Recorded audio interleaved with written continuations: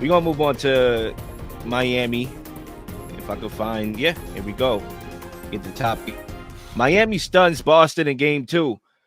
How much pressure is on Boston to win game 3, Zay? Immense amount of pressure. It's a lot of pressure because I said it after game 1. Miami found something. They found something in that fourth quarter against Boston where it was just crucial defense played. A lot of turnovers played, a lot of 3-pointers being made in that fourth quarter. Even though Miami lost, they cut the lead to 12, and they were down a lot. And then you win game 2. So that game plan that they found in the fourth quarter transitions to game 2. Miami wins that game. Now you're going into Miami. That's a tough environment to play in. Miami is not no easy place to play in ever. It don't matter how much talent you got. It doesn't matter. That's a very crazy environment to play in. Your ears are popping, bleeding damn near by how loud they get in that arena, how all that energy Miami feeds off of. And it's going to be a tough that you have to win game 3. You have to set the tone early. Because if you go down 2-1, going into game 4, that is very difficult to win in Miami. Porzingis can't have the same game he had. He can't go 1 for 9. Sorry. That's not possible. Boston got rid of all their depth. There's no one behind you. You have to have a good game. Drew Holiday, he had a solid game. Brown, Tatum can't get rattled. He can't get fussy and irritated and angry and agitated by the refs and what they call and what they're not calling. He can't get fed into that. He has to stop doing that. And Boston, the issue with them is, like Ken just said, they rely on 3-pointers. They rely on their shots to fall. And when they're not getting the foul calls and they're not getting to the free throw line 50 times a game, they're rattled. They start complaining. They start fouling hard. They start making dumb plays. And that's something that Eric Spoelstra and his team, Miami Heat, they are well disciplined. They're very structured in what they're doing and how they play. They don't get frustrated where they're going to take it out on the other team. They take it out by scoring, not by trying to foul hard or try to make dumb fouls or do different things to try to ease their way into the game. Miami is a tough team to play for this reason, and Spoelstra is going to have them ready to play. And I think it's going to be very difficult, and I think Miami wins game 3, first game at home. Yeah, I think it's a decent amount of pressure. I'm not going to go with a crazy sense of urgency because this was the same team that came back being down 0-3 last year. So I'm not going to go full panic mode if they weren't to win this game.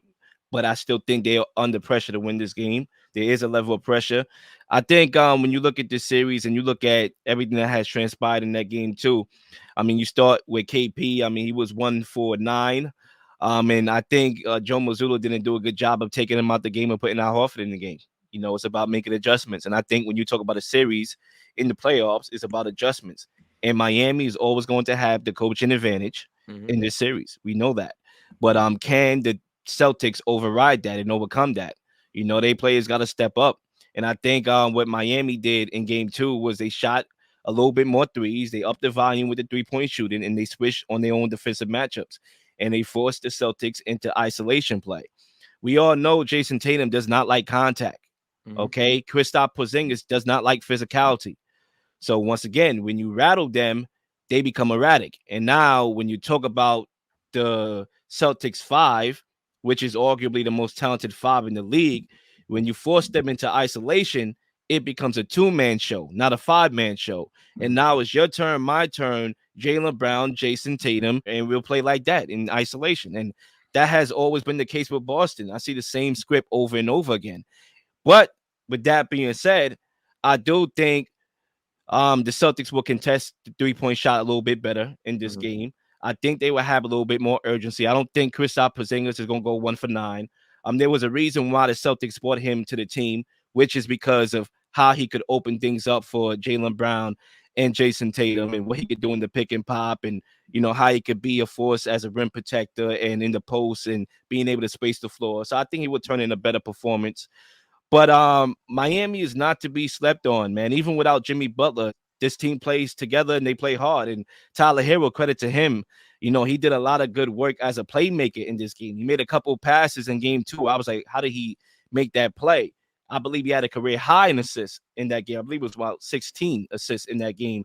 So guys step up and do what they had to do in Miami. Caleb Martin is going to be the X factor in this series. He's going to have to be the scorer. They don't have Jimmy Butler.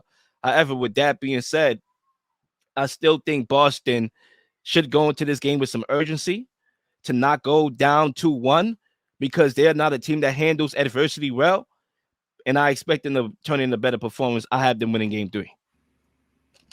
Yeah, it's gonna be interesting, man. I'm looking forward to this game. But also, like I said, Boston, they're a team that I've been saying for a while now. Once they get rattled, they psych themselves out. And Joe Mazzulla doesn't really have a game plan besides the original one. He's not good at adjustments. And Boston, for the better part of the season, for majority of the season, haven't had to make many adjustments throughout the season because they were winning all the time. So now is the playoff time. Now you're playing against a team that's been taking teams out the East year after year after year. For the last like 4 or 5 years now, they've been representing the Eastern Conference Finals in Miami Heat. What is Boston going to do to combat what Miami adjusted to, and how will Boston continue the run through those adjustments? And I think right now taking out Porzingis, and if they continue to remove Porzingis from this offensive onslaught, how effective is Boston going to be? So that's gonna be interesting to see what happens here and moving forward. I think if this series were to go and be a long series, which is clearly possible, I do think Miami's going to miss having Jimmy Butler, somebody that can create in the mid post, somebody that can facilitate. I understand Tyler Hero did an amazing job, as I referenced in my first lap in game 2, of getting his teammates involved and making the right play. But they're going to miss some of Jimmy Butler's facilitation and his scoring in the mid post. And they're also going to miss Terry Rozier's scoring volume.